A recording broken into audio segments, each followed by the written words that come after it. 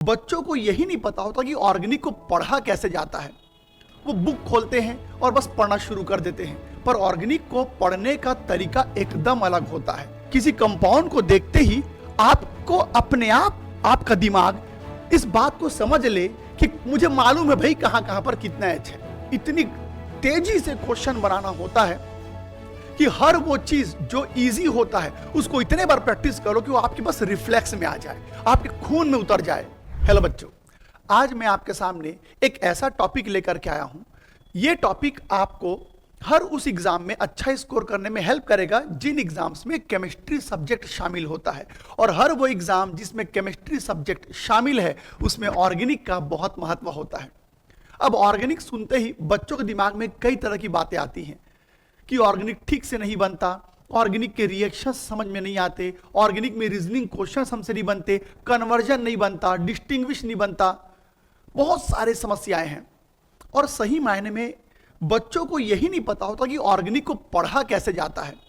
वो बुक खोलते हैं और बस पढ़ना शुरू कर देते हैं, पर ऑर्गेनिक को पढ़ने का तरीका एकदम अलग होता है। ऑर्गेनिक को पढ़ने के लिए सिर्फ अगर आप बुक पर डिपेंड हो जाएंगे तो आप ऑर्गेनिक कभी अच्छा नहीं कर सकते। आपको एक टीचर की आवश्यकता होगी जो आपको ऑर्गेनिक पढ़ने का एक शैली सिखाएगा, ऑर्गेनिक को समझने का एक तरीका बताएगा, ऑर्गेनिक के क्वेश्चंस बनाने में आपका हेल्प करेगा।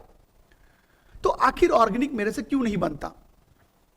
आपको पता है, बहुत सारे बच्चों को तो यही नहीं पता कि उनका ऑर्गेनिक अच्छा क्यों नहीं है। वो रिएक्शंस को दोष दे रहे होते हैं कि रिएक्शंस होते हैं इसमें इसलिए हमसे नहीं बनता। कई बच्चे अपने याददाश्त को कमजोर समझते हैं, उनको लगता है कि हमारा याददाश्त अच्छा नहीं है इसलिए हमसे केमिस्ट्री या ऑर्गेनिक नहीं बनता। पर ऑर्गेनिक क्यों नहीं बनता, इसके बहुत सारे कारक होते हैं, बहुत सारे कारक होते हैं। और एक एक करके मैं आपके सामने ऐसे वीडियोस लेकर के आऊंगा जिसकी मदद से आप अपने ऑर्गेनिक को बेहतर कर सकते हैं। उसी श्रेणी में आज एक छोटा सा और बहुत प्यारा सा टॉपिक लेकर के आया हूं। टॉपिक का नाम है बेटा बॉन्ड लाइन नोटेशन। ऐसा कोई विशेष अलग से कोई टॉपिक नहीं होता, बॉन्ड लाइन नोटेशन जैसा कोई अलग से टॉपिक नहीं होता, पर बॉन्ड लाइन आपको समझना पड़ेगा। अगर आप बॉन्ड लाइन क्या होता है ये नहीं समझ पा रहे हैं तो रिएक्शन तो नहीं कर पाओगे। खास करके बड़े बड़े एग्जाम, नीट जेई जैसे एग्जाम में तो क्वेश्चन नहीं बना पाओगे, क्योंकि उसमें बहुत सारे क्वेश्चंस बॉन्ड लाइन के फॉर्म में आते हैं। बच्चा बुक से पढ़ता है, सिंपल रिएक्शन पढ़ लेता है, मॉलिक्यूल्स को ओपन फॉर्म में देखता है, पर जब एग्जाम में बैठता है तो वही मॉलिक्यूल बॉन्ड लाइन नोटेशन के फॉर्म में आ जाता है। रिएक्शंस को उसने CH3 CH2 CH2 इस फॉर्म में लिखा होता है, और एग्जाम में क्वेश्चन बॉन्ड लाइन के फॉर्म में आ जाता है, और वो फंस जाता है कि अब इस क्वेश्चन को कैसे बनाऊं। तो हर वो बच्चा जो ऑर्गेनिक को मजबूत करना चाहता है, प्लीज इतना समझ लो कि जो भी वीडियोस मैं आपके लिए लेकर के आऊंगा आने वाले समय में, बस ईमानदारी से उसको देखते जाओ, समझते जाओ। मैं आपसे वादा करता हूं कि दिसंबर तक आपका ऑर्गेनिक एकदम अच्छा हो जाएगा, एकदम अच्छा हो जाएगा। तो चलिए, इस श्रेणी में आज एक बहुत सुंदर सा टॉपिक लेकर के आया हूं, बॉन्ड लाइन नोटेशन। अब ये बॉन्ड लाइन नोटेशन होता क्या है जरा समझिएगा, और ऑर्गेनिक में इसका इंपॉर्टेंस इतना ज्यादा क्यों है। और बॉन्ड लाइन, अच्छा, बॉन्ड लाइन को देख करके कई बच्चों को लगता है हमसे ये बनता है, जो कि बहुत अच्छी बात है, पर याद रखना बॉन्ड लाइन, इसको आपको अपने जहन में इस तरह से बिठा लेना है कि किसी कंपाउंड को अगर आप बॉन्ड लाइन के फॉर्म में देखो ना, तो उस बॉन्ड के पीछे जो परमाणु होते हैं, जो एटम्स होते हैं, वो आपकी आंखों के सामने दिखना चाहिए। इस स्तर का आपको बॉन्ड लाइन को अपने जहन में उतारना होता है। तो क्या है ये बॉन्ड लाइन, चलो दिखाता हूं। जैसे कि हम ऑर्गेनिक को नॉर्मल तरीके से जब पढ़ते हैं तो सामान्य रूप से हम ऑर्गेनिक में किसी मॉलिक्यूल को कैसे लिखते हैं। ये देखो बेटा, CH3 CH2 CH CH3। ये देखो, मैंने एक एग्जांपल ले लिया, और एग्जांपल लेता हूं बेटा। ये देखो, जैसे ये एक मॉलिक्यूल है, ये देखो ये एक मॉलिक्यूल है। इसके अलावा और दिखाता हूं, ये देखो, ये देखिए, इसके अलावा मैं आपको दिखाता हूं, ये एक मॉलिक्यूल है। अब इन्हीं मॉलिक्यूल्स को अगर मैं बॉन्ड लाइन के फॉर्म में बनाऊं तो ये दिखाई कैसे देंगे। ये जो मॉलिक्यूल है, ये देखो बेटा, ये जो मॉलिक्यूल है वो आपको ऐसा दिखेगा, यही मॉलिक्यूल आपको ऐसा दिखाई देगा। ये जो मॉलिक्यूल है, ये जो मॉलिक्यूल है, ये आपको ऐसा दिखाई देगा। ये जो मॉलिक्यूल है, ये जो मॉलिक्यूल है, ये आपको ऐसा दिखाई देगा। ये देखो, ये जो मॉलिक्यूल है ये आपको इस प्रकार से दिखाई देगा। अब बच्चे क्या करते हैं, जब इस तरह से कोई भी चीज लिखा हुआ आता है तब तो बहुत आराम से रिएक्शंस कर लेते हैं, उस कंपाउंड को जज कर लेते हैं, उस कंपाउंड को आइडेंटिफाई कर लेते हैं कि वो कौन सा कंपाउंड है। लेकिन जब कोई कंपाउंड इस तरह से आता है तो दिमाग घूम जाता है। स्कूल में हम क्या पढ़ते हैं, स्कूल में टीचर्स हमको इस तरीके से ऑर्गेनिक पढ़ाते हैं, जो कि सही है, क्योंकि बुक में, आपके स्कूल के बुक में ऑर्गेनिक इसी फॉर्म में दिया होता है। पर जब बच्चा अचानक से जब नीट की तैयारी करता है या किसी बड़े एग्जाम की तैयारी करता है और उसको ऐसे क्वेश्चंस आने लगते हैं, तो उसको कई दिन ये समझने में लग जाता है कि ये सब क्या चीज है। और समझने के बाद भी अगर आपने इन चीजों को अपने रिफ्लेक्स में नहीं लिया, रिफ्लेक्स में लेने का मतलब क्या है बेटा, इनको देखते ही अपने आप आपकी आंखों के सामने ये सब दिखना चाहिए। इस लेवल का आपको इसे अपने जहन में उतारना है, तब जाके ऑर्गेनिक बनेगा। तो चलो मैं आपको सिखाता हूं कि बॉन्ड लाइन नोटेशन कैसे काम करता है और रिएक्शंस करते समय बॉन्ड लाइन का कैसे हम यूज कर सकते हैं। ठीक है, तो चलो सबसे पहली बात तो ये कि अगर आपके सामने कोई भी बॉन्ड लाइन आ जाए, आपके सामने अगर कोई भी बॉन्ड लाइन आ जाए, तो आप पहले यह चेक करिए कि हर एक बिंदु पर कितने कितने हाइड्रोजन उपस्थित हैं, हर एक कार्बन पर कितने कितने हाइड्रोजन उपस्थित हैं। और इसको इस तरह से सीखिए कि बस देखते ही ना आप बता दो कि किस कार्बन पर कितने हाइड्रोजन हैं। तो जैसे ही दिखाता हूं मैं आपको, जैसे ये एक एग्जांपल ले लेते हैं, चलो ये एक एग्जांपल ले लेते हैं समझने के लिए। ठीक है, तो मैंने यहां पर एक हाइपोथेटिकल एग्जांपल ले लिया बेटा। ये देखो मैंने आपके सामने एक एग्जांपल बना दिया।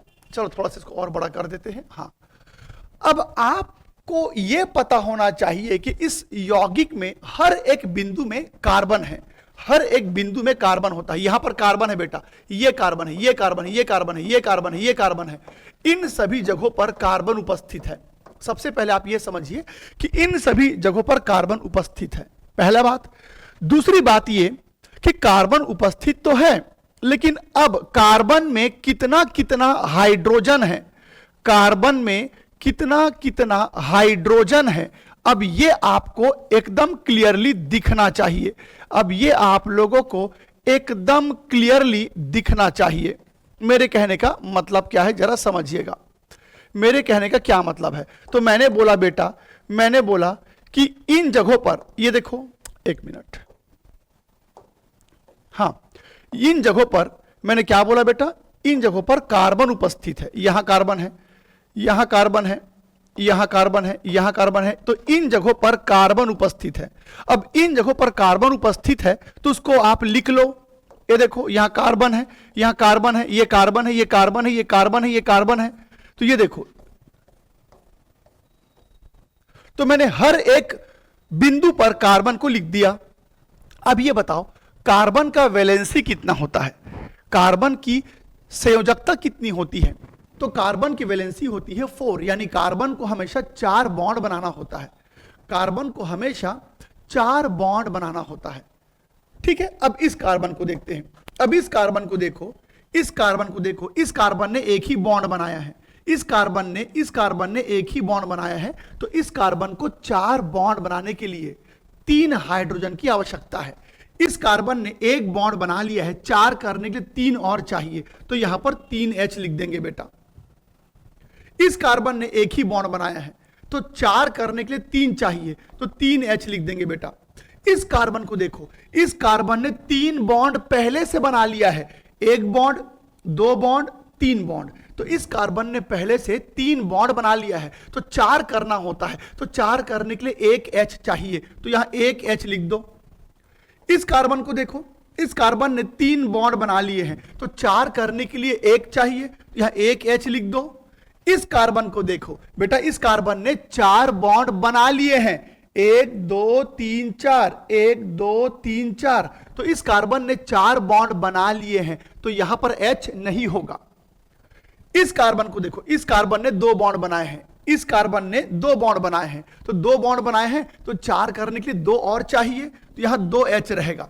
इस कार्बन को देखो, इसने 4 बॉन्ड बना लिया है, तो यहां H नहीं होगा। इस कार्बन को देखो, इस कार्बन ने 3 बॉन्ड बनाया है, एक इधर दो इधर, तो 3 बॉन्ड हो गया, तो 4 करने के लिए एक और चाहिए, तो यहां एक एच रहेगा। ठीक उसी प्रकार यहां पर भी एक एच रहेगा। इस कार्बन को देखो, इस कार्बन ने 4 बॉन्ड बना लिए हैं, एक इधर 3 इधर, तो इस कार्बन ने 4 बॉन्ड बना लिए हैं, तो यहां एच नहीं होगा, यहां पर भी एच नहीं होगा। यहां पर इस कार्बन को देखो, इस कार्बन ने 2 बॉन्ड बनाए हैं, तो 4 करने के लिए 2 और चाहिए, तो ये H2 हो जाएगा, और यहां पर क्या होगा बेटा, H3।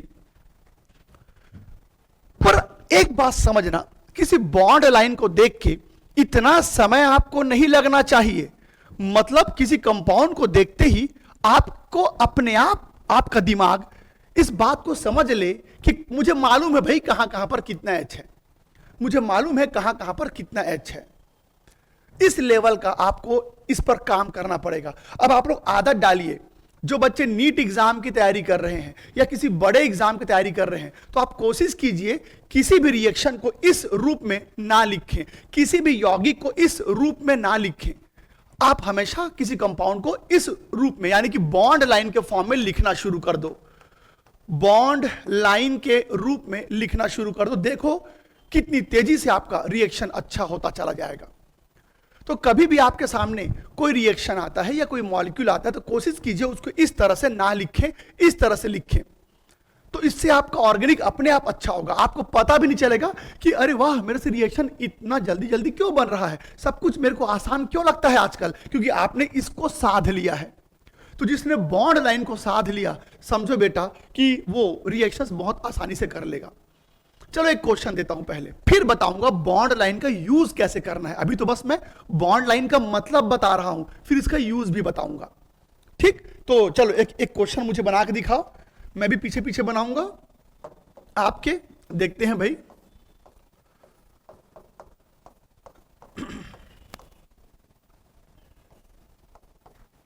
तो आप लोगों को क्या करना है, बस ये देखना है कि कहां पर कितना कितना एच है। चलो एक साइक्लिक पार्ट भी इसमें जोड़ देते हैं,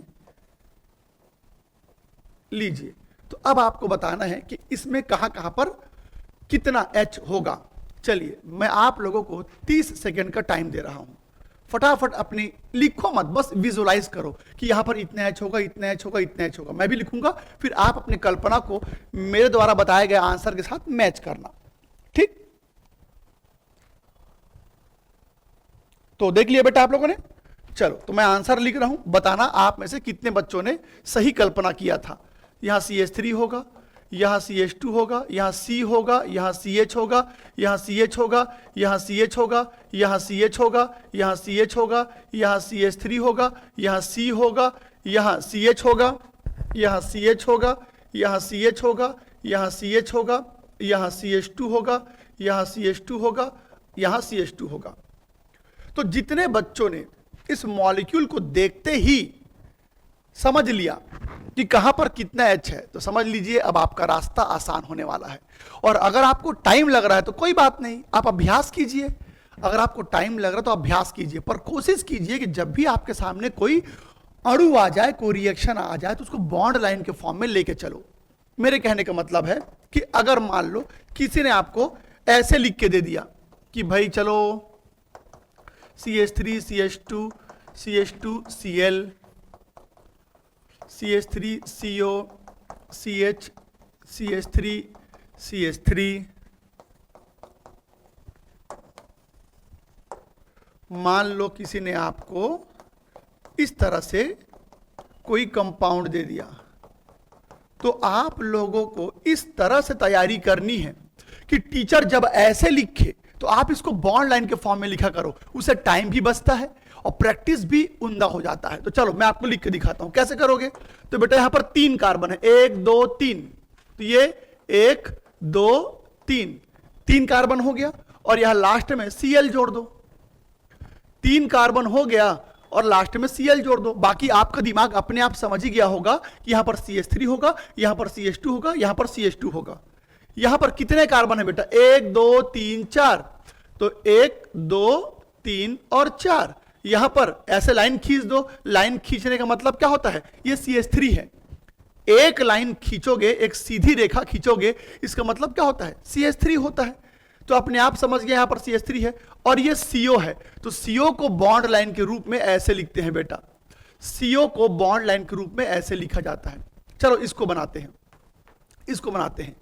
पहले बेंजीन को बना दिया मैंने, इसके बाद 1 2 3 4 कार्बन है, तो 1 2 3 और 4 कार्बन है, और जो चौथा कार्बन था वो COOH था। बाकी यहां पर क्या बना दो, डबल बॉन्ड, यहां पर क्या निकाल दो, OH। तो देख लीजिए ये जो मॉलिक्यूल है इसको मैंने बॉन्ड लाइन के फॉर्म में बना दिया। तो ये बेहद जरूरी है ऑर्गेनिक को एकदम स्ट्रांग करने के लिए। जब भी आपके सामने कोई मॉलिक्यूल आ जाए तो उसको इस रूप में ना लिख के बॉन्ड लाइन के रूप में लिखना शुरू करो। देखो कितना आसान लगने लग जाएगा ऑर्गेनिक। दिक्कत क्या होता है, ये सब चीजें ऑर्गेनिक को कैसे बेहतर करती हैं और आपको कैसे फास्ट बनाती हैं। ये बिल्कुल वैसा ही है जैसे हमको 8 का पहाड़ा, 13 का पहाड़ा, 15 का पहाड़ा आता है, टेबल हमको आता है। अब एक बात बताओ, अगर आप कैलकुलेशन कर रहे हो, अगर आप कैलकुलेशन कर रहे हो, न्यूमेरिकल बना रहे हो और आपको कहीं पर गुणा करना होता है, मान लो 13 को किसी से गुणा करना है, तो आप ये बताओ पहाड़ा बोलना चालू करते हो क्या कि 31 13 32, आप पहाड़ा नहीं पढ़ते और पढ़ रहे हो तो समझ जाओ आप बहुत पीछे हो। अगर आपको कहीं पर गुणा करना पड़ता है और गुणा करने के लिए पहले आपको पहाड़ा याद करना पड़ता, अच्छा तब कर पा रहे हो, मतलब आप बहुत पीछे हो, लाखों बच्चे से पीछे चले गए। अगर आपके सामने 2 अंकों का गुणा दिखता है तो बिना पहाड़ा को याद किए तुरंत आपका रिफ्लेक्स आपको रिस्पॉन्ड करता है कि हां इतना इतना गुणा करने पर इतना आता है।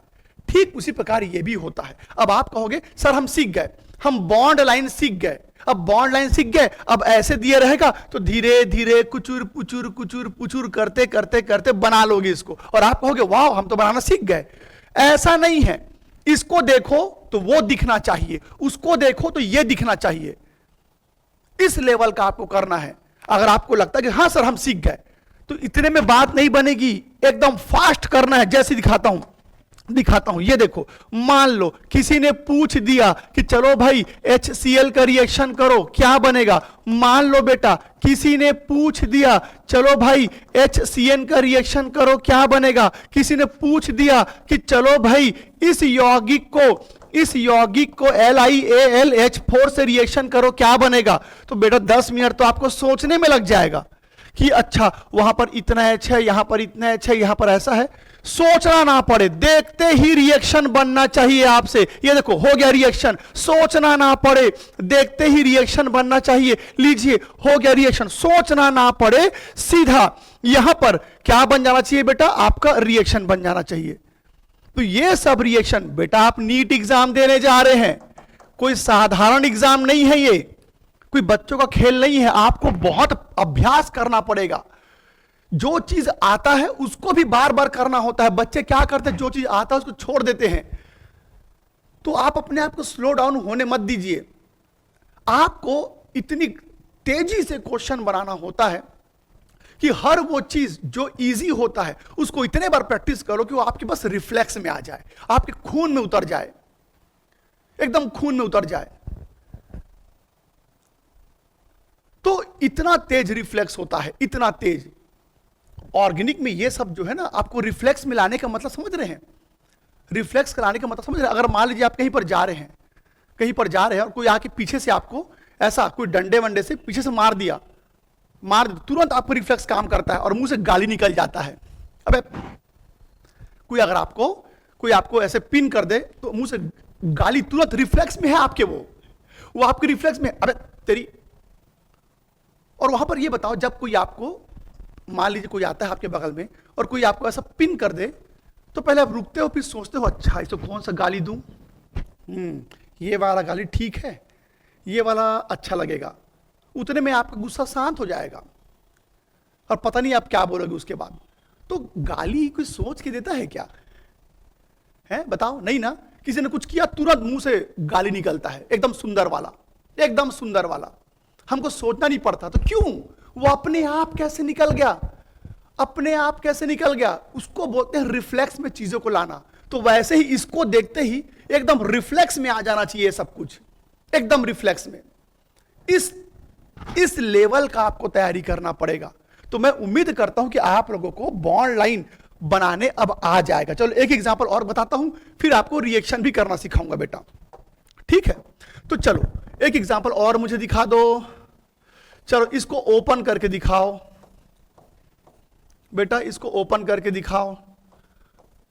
और कहां कहां पर कितना एच है जल्दी से विजुअलाइज करो, कहां कहां पर कितना एच है इसको जल्दी से विजुअलाइज करो।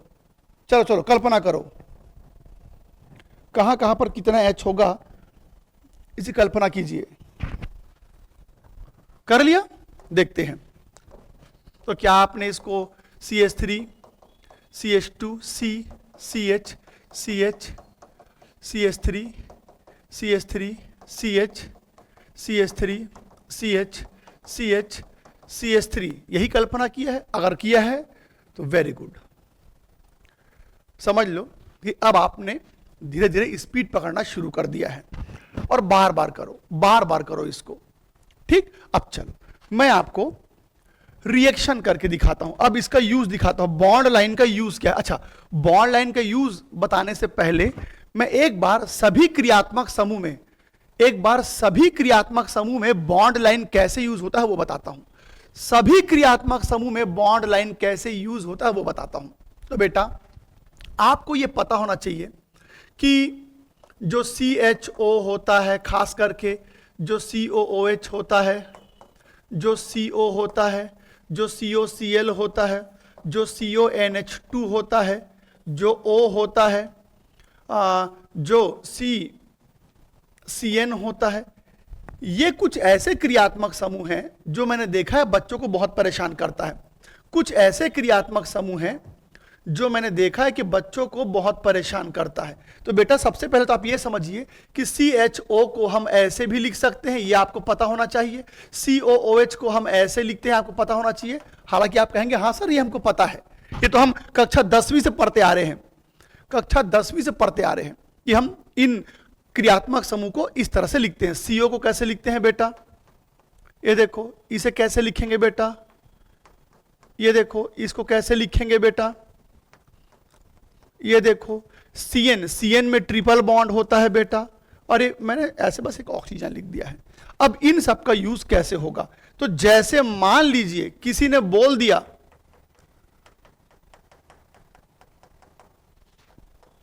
इसको बॉन्ड लाइन में कन्वर्ट करो, फटाफट करो, एकदम फटाफट करो। कैसे करोगे? 4 कार्बन है, 1 2 3 4, ठीक है। तो बेटा ये कैसे बन जाएगा? ये देखो, इसको ऐसे लिख दीजिए और यहां पर डबल बॉन्ड कर दीजिए। देख रहे हैं, एकदम फटाफट होना चाहिए, एकदम फटाफट होना चाहिए। जैसे ये वाला एग्जांपल देखो, ये देखो, एकदम फटाफट होना चाहिए बेटा, ठीक है। यहां पर OH कर देते हैं। कैसे बनाओगे इसको? कैसे बनाओगे इसको? देखते हैं। 1 2 3 4 कार्बन है। ये देखो बेटा, ये है CH3, ये है CO, ये है CH2, ये है O, ये है CH2 और ये है OH। देख लो, इसको मैंने ऐसे बना दिया। तो किसी भी क्रियात्मक समूह को बॉन्ड लाइन के रूप में लिखने आना चाहिए, और भी एकदम फास्ट, एकदम फास्ट। अगर इस रूप में दिया हो तो इस रूप में आपको बनाने आना चाहिए, और इस रूप में दिया है तो इस रूप में बनाने आना चाहिए। तो उम्मीद करता हूं कि आपके सामने कुछ भी कंपाउंड लिखा हुआ आएगा तो आप उसको इस रूप में ला सकते हैं, ठीक है। अब और एग्जांपल दिखाता हूं, इसको आप लोग लिख लीजिएगा। इसको मैं हटा रहा हूं क्योंकि मुझे यहीं पर कुछ चीजें और लिखनी है, ठीक है। आप वीडियो को पॉज करके, वीडियो को रोक करके इसको लिख लेना बेटा। अब जैसे ये देखो कहां पर बच्चे फंसते हैं, बच्चे कहां पर फंसते हैं मैं आपको दिखाता हूं। जैसे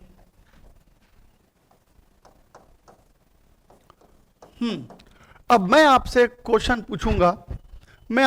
पूछूंगा, इस यौगिक में कौन कौन सा क्रियात्मक समूह है, इस यौगिक में कौन कौन सा क्रियात्मक समूह है। तो कई बच्चे हड़बड़ी में क्या करते हैं, बोलते हैं कि सर इसमें डबल बॉन्ड है, डबल बॉन्ड है और COOH है। कई बच्चे इसको COOH समझने लग जाते हैं। कई बच्चे इसको COH समझते हैं, पर बेटा ये COH नहीं है, ये क्या है? CH3 CH double bond CH CH2 CH2 बेटा ये कीटोन है, यहां बीच में कार्बन आ गया और ये अल्कोहल है। कीटोन अलग है, अल्कोहल अलग है। तो ध्यान देना, जब एक ही बिंदु से डबल बॉन्ड O निकला हो और उसी बिंदु से OH निकला हो, वो तब कार्बोक्सिलिक एसिड कहलाएगा। लेकिन यहां जिस बिंदु से O निकला है उस बिंदु से OH नहीं निकला है, तो ये कार्बोक्सिलिक अम्ल नहीं है। कीटोन और अल्कोहल अलग अलग है, ये कीटोन और अल्कोहल अलग अलग है। तो इसमें कौन कौन सा क्रियात्मक समूह था बेटा? डबल बॉन्ड है, कीटोन है और क्या है? OH है। ये 3 क्रियात्मक समूह है। तो फटाफट फटाफट बनाना सीखिए। चलिए अब मैं आप लोगों को यह बताता हूं कि आखिर बॉन्ड लाइन का हम यूज रिएक्शन में कैसे करेंगे। बॉन्ड लाइन का यूज हम रिएक्शन में कैसे करेंगे, मैं आपको कुछ एग्जांपल दिखाता हूं। जैसे आपने कक्षा 11वीं में एक नियम पढ़ा था, मार्कोनिकॉफ का नियम, अगर आपको याद होगा तो बेटा आपको मैं बताने जा रहा हूं बॉन्ड लाइन नोटेशन का एक सिंपल सा यूज रिएक्शन के माध्यम से। तो आप लोगों ने कक्षा 11वीं में एक नियम पढ़ा है,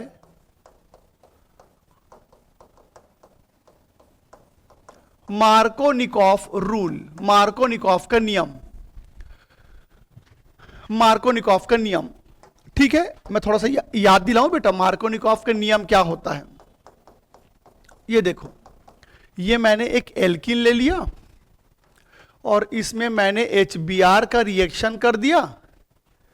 ठीक है, अब मार्कोनिकॉफ का नियम क्या बोलता है कि जब भी डबल बॉन्ड टूटेगा तो हैलोजन उस कार्बन पर जाके जुड़ते हैं जहां पर कम H होता है। हैलोजन उस कार्बन पर जाके जुड़ेगा जहां पर कम H होता है और H यहां पर जुड़ जाएगा। तो कैसा बनेगा बेटा ये देखो, ये कैसे बनेगा? CH3 CH Br और CH3। बड़ा ही सिंपल रिएक्शन था, पर जब यही बॉन्ड लाइन के फॉर्म में आता है तो कुछ बच्चों को चक्कर आने लगते हैं। यही क्वेश्चन जब बॉन्ड लाइन के फॉर्म में आता है तो कुछ बच्चों को चक्कर आने लगते हैं। अब देखो इस रिएक्शन को कैसे करोगे, क्योंकि नीट में ऐसे क्वेश्चन ही तो आते हैं। तो बेटा अब डबल बॉन्ड टूटेगा, डबल बॉन्ड टूटेगा, अब Br को कहां जोड़ोगे? यहां जोड़ोगे कि यहां जोड़ोगे? तो अब आप कल्पना कर सकते हैं, यहां पर क्या है? CH है और यहां पर क्या है? C है। तो मार्कोनिकॉफ का नियम क्या बोलता है कि हैलोजन को वहां पर जोड़िए जहां पर कम H है। तो बेटा ये C है और ये CH है, तो यहां पर H कम है। तो मार्कोनिकॉफ का नियम क्या बोलता है कि हैलोजन को वहां जोड़िए जहां पर कम H है। तो Br वहां जाएगा और H यहां पर जाएगा। तो कैसा दिखाई देगा बेटा? कैसा दिखाई देगा? ये देखो यहां पर कौन आ गया? Br आ गया, यहां पर जुड़ गया Br। अब कई बच्चे यहां पर H को भी ऐसे लिखते हैं, तो H को लिखने की आवश्यकता नहीं है, क्योंकि आप बॉन्ड लाइन पढ़ रहे हैं और बॉन्ड लाइन में H को लिखना अनिवार्य नहीं होता। तो उसको नहीं लिखोगे तब भी वो समझदारी की बात है भाई कि हाँ वहां H जाके जुड़ गया है, यहां H जाके जुड़ गया है, पता ही है हमको। तो इस तरह से मतलब अलग अलग जगहों पर रिएक्शंस फास्ट करने के लिए आपको बॉन्ड लाइन की आवश्यकता पड़ेगी बेटा, बॉन्ड लाइन की आवश्यकता पड़ेगी। चलो एक एग्जांपल और मुझे करके दिखा दो, एक एग्जांपल आप मुझे और करके दिखा दो। जैसे कि ये देखो, यहां पर देखेंगे, मैंने कह दिया कि चलो यहां पर HBr जोड़ो और बताओ क्या बनेगा। ठीक है, इसके बाद एक और एग्जांपल दिखाता हूं। जैसे ये एग्जांपल है, रुको इसको मैं अगले पेज में दिखाता हूं, पहले ये वाला करके दिखाओ मेरे को, ये वाला करके दिखाओ। कैसे करोगे? चलो जल्दी, 5 सेकंड दे रहा हूं, बना जल्दी। बना लिए? देखते हैं कितनों ने यही बनाया है। अगर आपने यही बनाया है तो बधाई हो, अब आप बॉन्ड लाइन को समझना शुरू कर चुके हैं। तो बेटा यहां पर क्या था? ये C है और ये क्या है? CH है। और मार्कोनिकॉफ का नियम क्या बोलता है कि हैलोजन को उस कार्बन पर जोड़ो जहां पर कम H होता है। ठीक, अब H को यहां पर जोड़ दो, बस हो गया रिएक्शन। अब अगला यूज बताता हूं बेटा, जैसे ये एक कंपाउंड है, ठीक है, किसी ने कहा चलो इसमें हैलोजनीकरण करो, यानी हैलोजन से क्रिया करवाओ। देखो मैं क्या बता रहा हूं, एक मिनट, देखो मैं यहां पर क्या बता रहा हूं, ठीक है।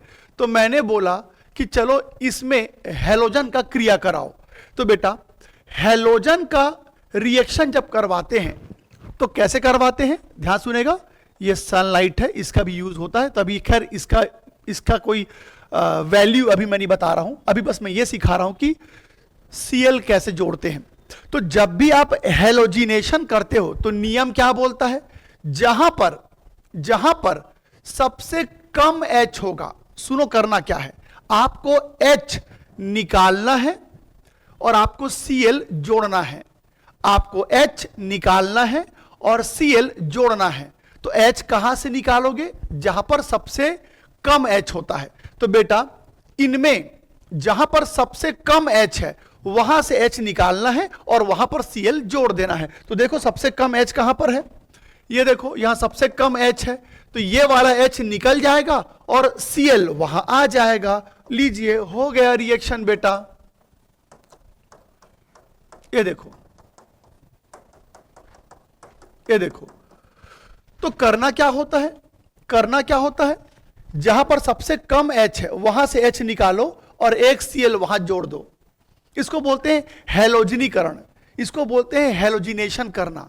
अच्छा अब कैसे करोगे आप, तो चलो एक दूसरा एग्जांपल देखते हैं। इसमें अगर मैंने बोल दिया Cl2 का रिएक्शन करवाओ तो कहां पर जोड़ेंगे, बताओ Cl कहां पर जुड़ेगा, बताओ बेटा Cl कहां पर जुड़ेगा। तो सबसे कम H कहां पर है, यहां पर सबसे कम H है, तो वहां से H निकालो और वहां पर Cl जोड़ दो। तो ये लो बेटा हो गया रिएक्शन। एक और एग्जांपल देखते हैं, एक और एग्जांपल देखते हैं। चलो 5 सेकेंड का टाइम देता हूं, मुझे बना के दिखाओ इसमें कहां पर Cl जुड़ेगा, जहां पर सबसे कम H है। ठीक, तो अब क्या करोगे, इसमें बेटा Cl यहां पर जुड़ेगा। अब कुछ बच्चों लोग क्या सोचे होंगे, सर यहां तो सबसे कम H है। अरे भैया आपको H निकालना है फिर Cl जोड़ना है, यहां तो H ही नहीं है, यहां तो H ही नहीं है। तो जहां H है ही नहीं वहां से निकालोगे क्या।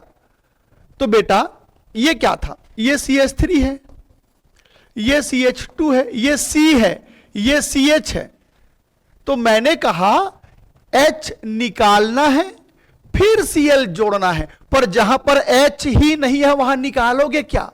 तो यहां पर तो H ही नहीं है ना, तो H निकलेगा नहीं, H निकलेगा नहीं तो Cl कहां से जुड़ेगा। तो इसका मतलब इस कार्बन को छोड़ दो। अब बचा ये वाला कार्बन, यहां पर सबसे कम H है, तो अब यहां से H को निकालो और Cl को जोड़ दो, तो ये बनेगा।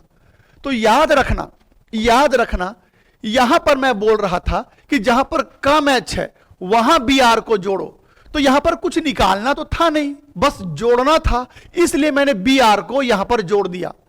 मार्कोनिकॉफ का नियम क्या बोलता है कि हैलोजन को वहां जोड़ो जहां पर कम H है। तो यहां पर सबसे कम H है तो मैंने जोड़ दिया, निकालना कुछ नहीं था। तो यहां पर बिल्कुल H नहीं है तो वहां से कुछ निकालना नहीं था, वहां हमको जोड़ना था, तो परेशानी नहीं हुई। लेकिन यहां पर नियम क्या बोलता है कि H निकालना भी तो है, तब जाके Cl जुड़ेगा। तो बेटा यहां पर सबसे कम H है, मतलब H ही नहीं है, तो H ही नहीं है मैं समझ गया, लेकिन Cl को जोड़ने के लिए H निकालना पड़ता है। तो यहां पर तो H नहीं है तो वहां Cl नहीं जुड़ेगा, तो फिर इस कार्बन पर Cl जोड़ेंगे। तो इन्हीं सब चीजों को समझने के लिए आपको बॉन्ड लाइन आना चाहिए। अगर हमने अभी देखना YouTube पर मैंने ऑर्गेनिक पढ़ाना शुरू किया है, आप उसको फॉलो कर सकते हैं। एप्लीकेशन पर भी मैं ऑर्गेनिक पढ़ा ही रहा हूं आप लोगों को। तो अब से आप क्या करो, जब भी कोई टीचर आपको ऑर्गेनिक पढ़ाता है तो कोशिश करो रिएक्शंस को इस रूप में लिखा करो, ऐसे मत लिखा करो, ऐसे लिखा करो। धीरे धीरे मुश्किल से 10 दिन लगेगा आपको, इतना स्ट्रांग हो जाएगा आपका ऑर्गेनिक, आपको पता भी नहीं चलेगा कि आपसे ऑर्गेनिक अब अच्छे से क्यों बन रहा है।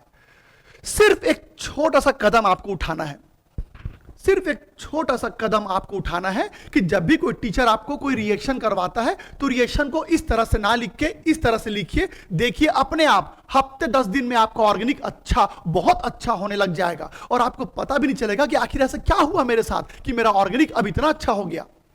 तो यह है उसके पीछे का कारण। तो उम्मीद करता हूं बेटा अब आपको बॉन्ड लाइन समझ में आ गया है और इसका वैल्यू भी समझ में आ गया है। ऐसे ही और इंपॉर्टेंट वीडियोस लेकर के मैं आपके सामने आता रहूंगा। हमने प्रण लिया है कि आने वाला नीट एग्जाम हमको निकालना है और हम वो बिल्कुल निकालेंगे। तो चलिए इस वीडियो में इतना ही, अगले वीडियो में ऐसे ही कुछ बेहद इंपॉर्टेंट टॉपिक लेकर के आऊंगा। आप पढ़ते रहिए, अपना अभ्यास करते रहिए और अपना फोकस पढ़ाई पर बनाए रखिए, जरूर आप अपने लक्ष्य तक पहुंच पाएंगे। तो चलिए अभी के लिए इतना ही बेटा, अपना ख्याल रखिए, टेक केयर, बाय बाय।